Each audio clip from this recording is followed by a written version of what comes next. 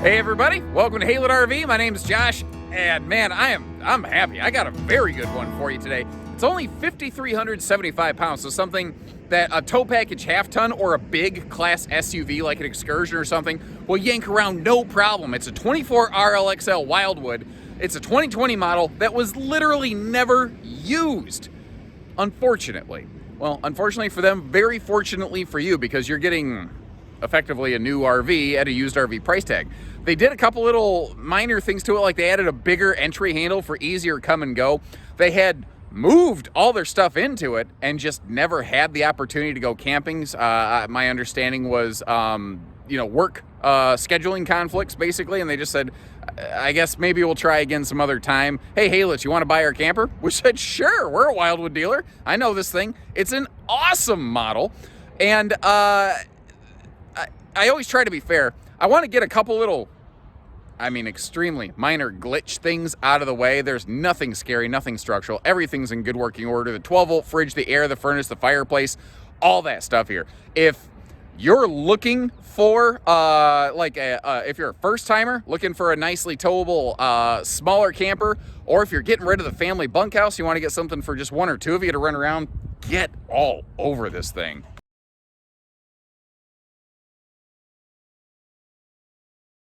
So minor item number one, the screen door handle catches a little bit. You lift up on it and it pops right out. It probably just needs a little striker plate adjustment. Now, I'm gonna give you a very quick, fast pass of it, and then we'll come back through in more detail. Again, I have found nothing more than just a couple extremely minor surface blemishes in this one, but I do want to point those out. I like to get those points of potential concern and or consideration out of the way first. And you know, it's amazing. You throw just a couple pillows in this thing and there's a couple bars of Irish Spring soap keeping it smelling fresh in here. It's funny how just like people are like, oh, these campers are all so neutral. Yeah, but a couple pillows adds just a pop of color and life into here. And look how it just really brings some life into this thing. It doesn't take much. And then they added like these little lamps over here. I told you I'd come back for details later. I'm sorry. But it's like, I'm very impressed and very happy with this camper. So I want to make sure I point that out. But I also mentioned the folks had moved in. One of the things that they had done is installed a TV bracket here. And obviously I got to zoom way in for you to see the screw holes where those were located. But if you feel like when I back up, they're pretty much invisible. And if you felt like putting a TV in, at least you know exactly where to put that. Similarly, over here in the bedroom, they did the same thing. They had added a television. And when they did that, when they screwed it down nice and tight on that mount, this piece of panel to panel seam tape got a little jihad as a result. Visibly, is it pretty? No. Is it hurting the RV? No. I mean, you could hang a picture or something over it for $0. You'd never know it was there. Or just go ahead and remount a TV over it and you'd be fine. Unfortunately, that just kind of happened when they cinched the TV down.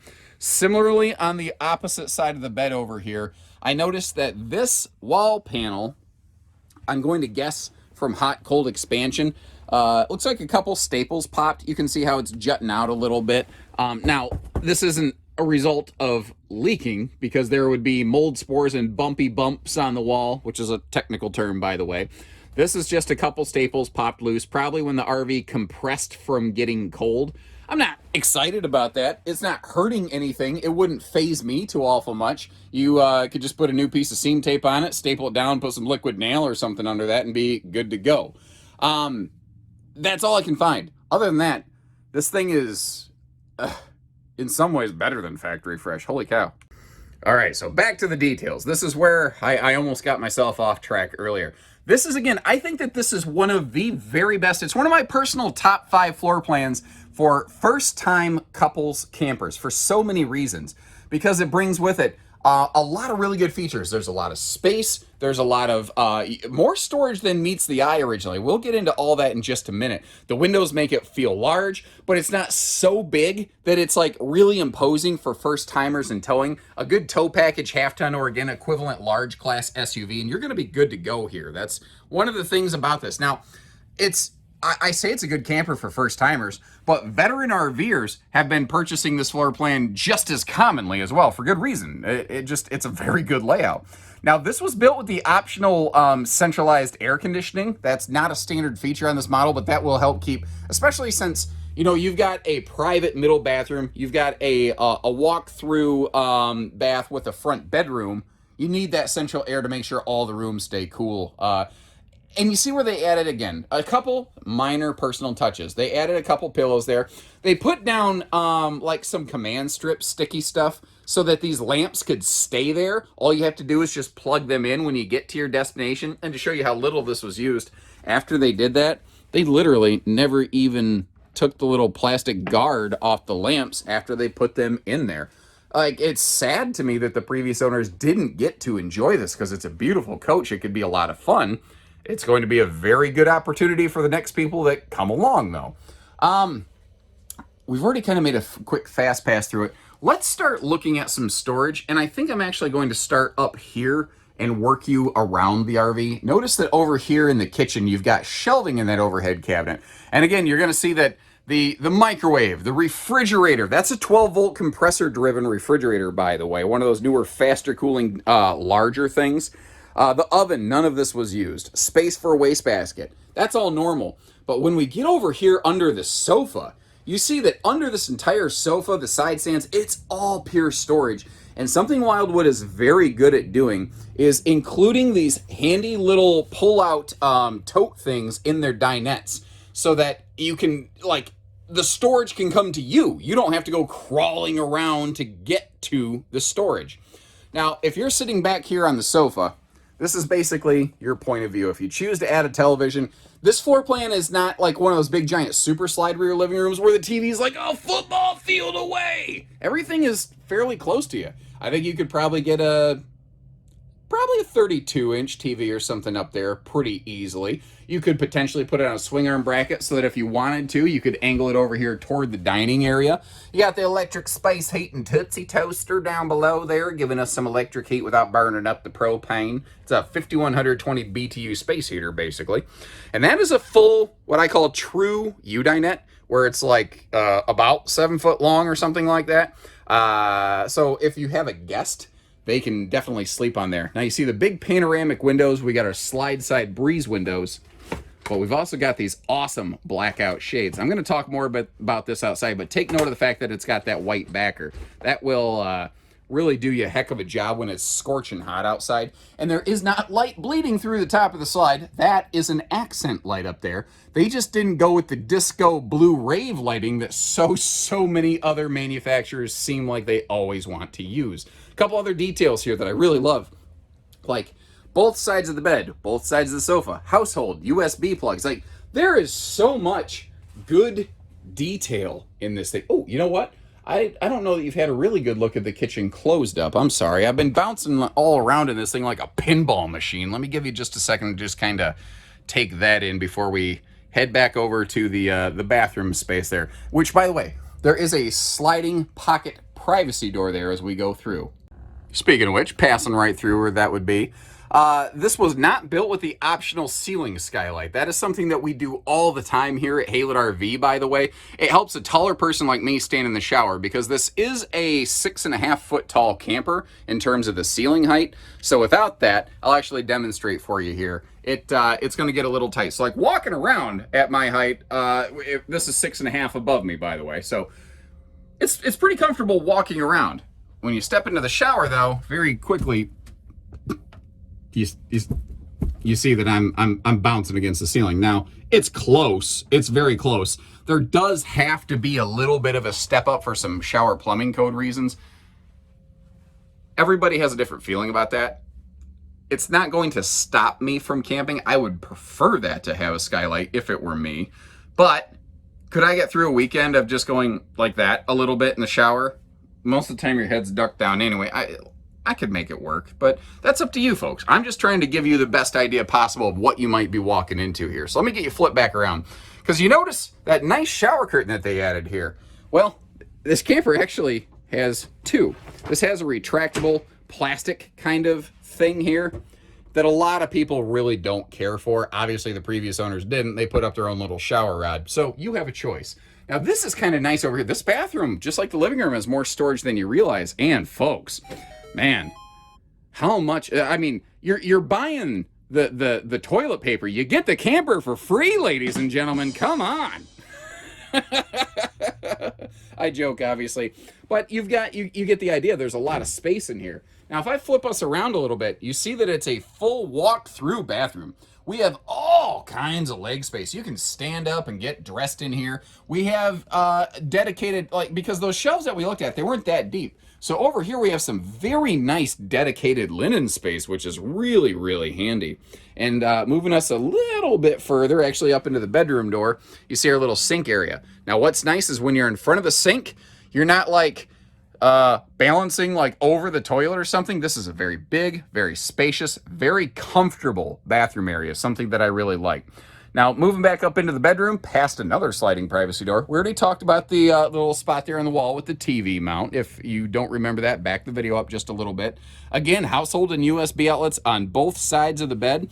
And this is the Xlite Wildwood series. This is their more simpler series versus Big Brother Full Wildwood.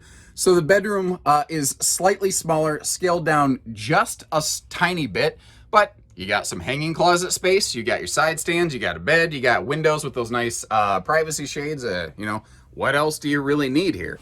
Well, the short answer to that is, what if I could get just a little more storage? Sorry, I'm climbing into the bed here and I almost dropped the camera.